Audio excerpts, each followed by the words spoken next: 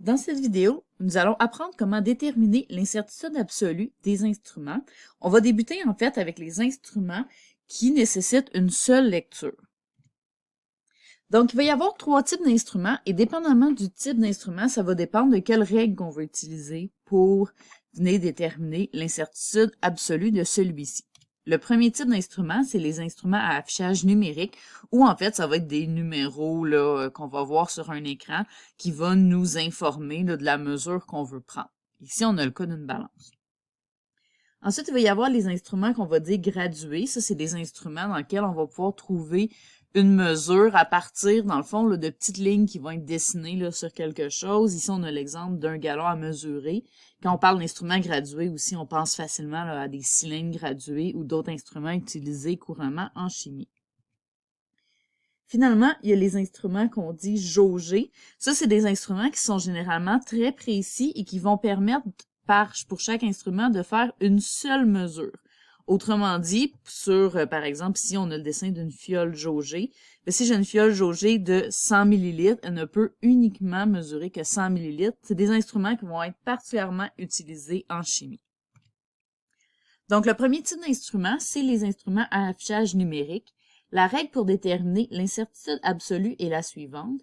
Donc, l'incertitude absolue va correspondre à la plus petite valeur de l'échelle affichée. Donc, si on prend par exemple ici, on a une pompe à essence et on veut savoir en fait là, le volume qui va avoir été pris avec cette pompe à essence-là. Ici, on voit que notre pompe va afficher 23,7 litres. Donc, pour déterminer l'incertitude, ici, on pourrait facilement s'imaginer que si j'avais juste un petit peu mis plus d'essence, c'est le 7 ici qui viendrait varier pour monter à 8, à 9, et ensuite, ça monterait à 24. Donc, ici, on pourrait voir, en fait, on peut s'imaginer que cette pompe-là va varier à tous les 0,1 litres. Ici, dans le fond, si j'ai 0,1 litre, ça, c'est la plus petite valeur de l'échelle, et ça va être ça ici qui va justement être mon incertitude. Donc, si je veux écrire la valeur en litres qui est prise à partir de cette pompe-là, je vais l'écrire de la façon suivante. 23,7 plus ou moins. Ici, je vais mettre l'incertitude. Donc, l'incertitude, c'est 0,1. Et ensuite, je viens mettre mon unité à la fin. Donc ici, l'incertitude, je vous rappelle, c'est 0,1 parce que 0,1, c'est la plus petite valeur de l'échelle pour cette mesure-là. Je vous rappelle aussi que quand on écrit une incertitude, je mets le plus ou moins qui va séparer la valeur mesurée et son incertitude. Et je vais mettre l'unité, qui est les litres ici, seulement à la fin. Je vous rappelle aussi que je dois avoir le même nombre de décimales dans la valeur ici qui est mesurée et dans son incertitude. Ici, j'ai un chiffre après la virgule et un chiffre après la virgule. Donc, c'est correct. Ensuite, deuxième type d'instrument, c'est les instruments qui sont gradués. Donc, l'incertitude absolue sera considérée égale à la moitié de la plus petite division de l'échelle. Ici, on a un instrument qu'on appelle un baromètre, qui est un instrument qui permet de déterminer la pression atmosphérique. Donc, sur ce baromètre-ci, c'est un petit peu particulier parce que je peux mesurer la pression atmosphérique avec deux différentes échelles. Donc, j'ai premièrement à l'intérieur une échelle qui est en millimètres de mercure et à l'extérieur une échelle qui est en hectopascal. Donc, on va commencer par regarder les millimètres de mercure. Ici, j'ai 750, ici, j'ai 760, et entre les deux, j'ai 10 petites lignes. Fait qu'on peut facilement s'imaginer que chacune des petites lignes va représenter 1 millimètre de mercure. Fait que là, dans le fond, ici, si je regarde la mesure que je vais prendre, j'ai 750, je pourrais imaginer 1, 2, 3, 4, 5, 6, 7, 8 et 9. Donc ici, la mesure va être de 759. Plus ou moins. L'incertitude va être la moitié de la plus petite division. Donc, je viens de dire que à chaque 1 mm de mercure, j'ai une graduation. Donc, ça, c'est la plus petite valeur de l'échelle. La règle, c'est notre incertitude, c'est la moitié de la plus petite division de l'échelle. Donc, la moitié de 1 mm de mercure, ça va être 0,5. Et je viens mettre mon unité à la suite. Millimètres de mercure. Ici, il me reste une petite chose à faire. J'ai fait exprès de me laisser de l'espace ici parce que je dois avoir le même nombre de décimales dans mon incertitude et dans ma valeur ici. Donc, c'est le nombre de décimales de l'incertitude qui va venir déterminer, ça va être quoi ici, le nombre de décimales pour la mesure. Donc, ici, j'ai un chiffre après la virgule pour mon incertitude. Je vais donc venir rajouter un 0 pour avoir le même nombre de décimales dans la valeur qui est mesurée. Donc, ça, c'est la valeur maintenant en millimètres de mercure. On va aussi mesurer la même pression, mais cette fois-ci en hectopascal. Donc, les hectopascals, c'est les chiffres à l'extérieur.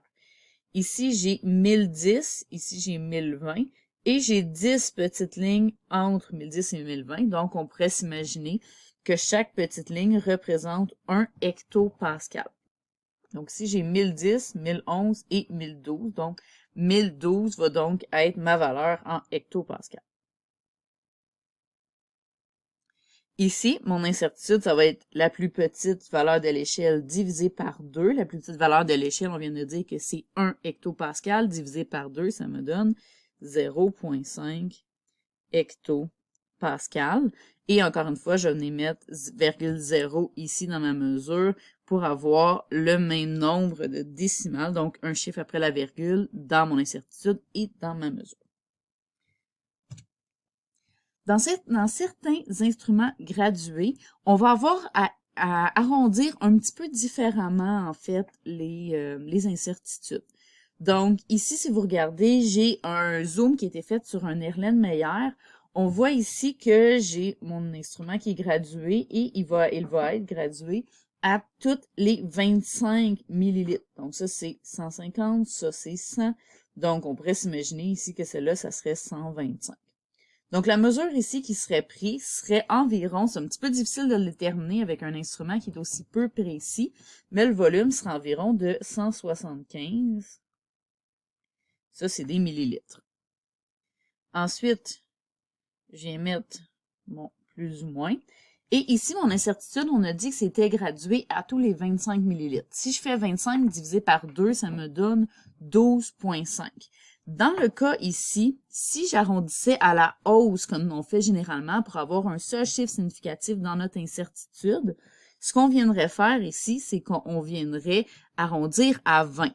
Sauf que si je passe de 12,5 à 20 en incertitude, mon incertitude est comme un petit peu artificiellement surestimée. C'est pour ça que dans ce cas-ci, on va plutôt écrire 12,5 comme incertitude et on va venir mettre millilitres et je vais venir ajouter un 0 là, pour avoir le même nombre de décimales dans mon incertitude et dans ma valeur qui a été mesurée. Le dernier type d'instrument, c'est les instruments jaugés. Donc, la précision, en fait, sur les instruments jaugés, ça, c'est ceux qui vont avoir une seule mesure par instrument qui peut être prise. Cette précision-là est déterminée par le fabricant. On n'a pas de calcul à faire, on n'a pas trop à se poser de questions. En fait, souvent, l'incertitude va être écrite directement sur l'instrument ou sinon, on va la trouver dans des tableaux.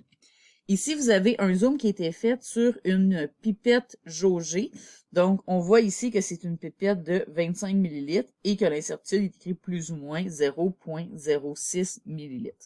Donc, ici, je viendrai écrire ma valeur accompagnée de son incertitude de la façon suivante. Donc, 25 plus ou moins 0,06 ml. Ici, 0,06, j'ai 2 décimales, donc je vais devoir venir ajouter 2 zéros ici à mon 25 pour pouvoir avoir le même nombre de décimales dans mon incertitude et dans ma valeur. Il est aussi possible, en fait, de déterminer les incertitudes quand c'est pas écrit sur l'instrument. On va pouvoir le déterminer dans des tableaux comme vous voyez ici.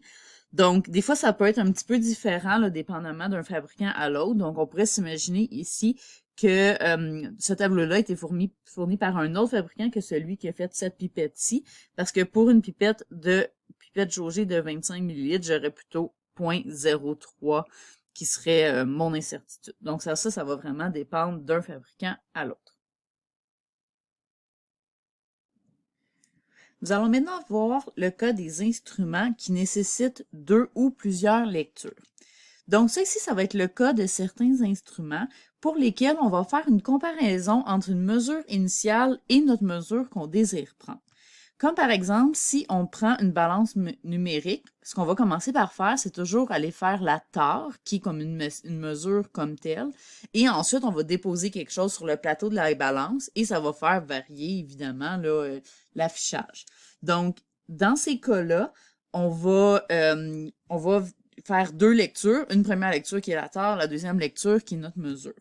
Ça va être aussi le cas quand on va faire une mesure avec une règle. On va venir enligner avec le début de l'objet la règle qui va avoir son incertitude. Donc, mon 0 cm, par exemple, va avoir son incertitude. Et ensuite, il va y avoir une deuxième mesure qui va être la mesure de l'objet qu'on veut mesurer.